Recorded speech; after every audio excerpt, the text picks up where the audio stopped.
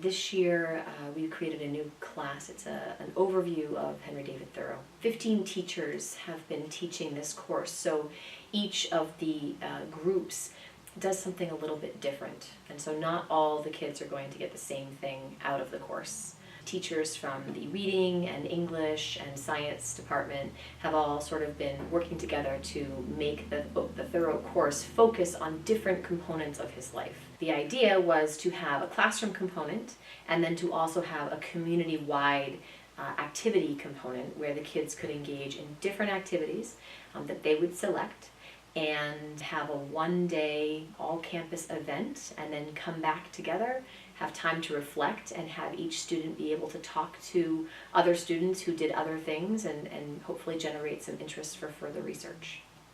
There were 8 groups total. We had a group that focused on Thoreau's interest in music and his appreciation of the beauty of nature.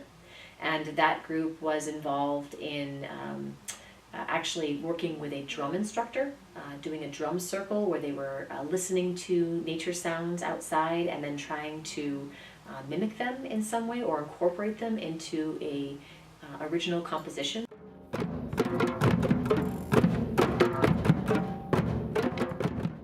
They also got an opportunity to create nature art, things that are made from bamboo, things that were made from birch bark, or other kinds of things that they found on nature hikes. The tiny house group was another group that looked at Thoreau's interest in living simply. So that group was involved in talking about the tiny house movement, which has become very popular in our country and around the world. The idea of living with a small space and yet maximizing your living area. They were looking at the dimensions of Thoreau's cabin, which is about 10 feet by 15 feet, in comparison to their own dorm room sizes, and doing some activities where they were trying to manipulate things that they would want inside of their space, inside of that 10 by 15 structure. In Walden, Thoreau often talks about sitting in his boat or lying in his boat and floating from shore to shore, not really having any destination in mind. And he uses the word meditation in his writing. So we decided that one group was going to work with relaxation, mindfulness, meditation, and yoga throughout the day. We have a mindfulness program here on our campus, and we thought it would be a great way to give the students even more opportunity to engage in that. And so that group did a combination of yoga class, meditation class. They walked on a canvas labyrinth. They worked with some drawing activities and also some journaling. So the Wilderness Survival course was able to go to a nearby location where they learned how to build fires, to care for themselves appropriately while they were outdoors, exposed to the elements. They learned how to cook food on the fire. They learned how to tie ropes, and they just got to have a really fun day hiking in the woods and doing some team building exercises.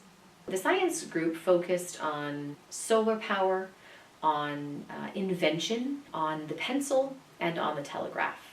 So the students got an opportunity to build a pencil, which is related to Thoreau because Thoreau's family owned a pencil factory for many years, and Thoreau was actually credited with sort of harnessing or bettering the technique of hardening pencil lead. The students also learned how to build a telegraph and had the challenge of trying to send messages to each other from different distances. They also got an opportunity to see a variety of solar gadgets and build a solar oven in which they were attempting to cook chocolate chip cookies. One group got the opportunity to go to Walden Pond and to actually see where Thoreau spent a lot of his time. And they were able to spend some time with a park ranger there and get a little bit of information about the history of the place, and also to hike to the cabin site where Thoreau lived for 2 years, 2 days, 2 months. They spent the afternoon at the De Cordova Sculpture Park seeing an exhibit called Overgrowth, which had to do with the relationship between man and nature, something that was extremely interesting and important to Thoreau.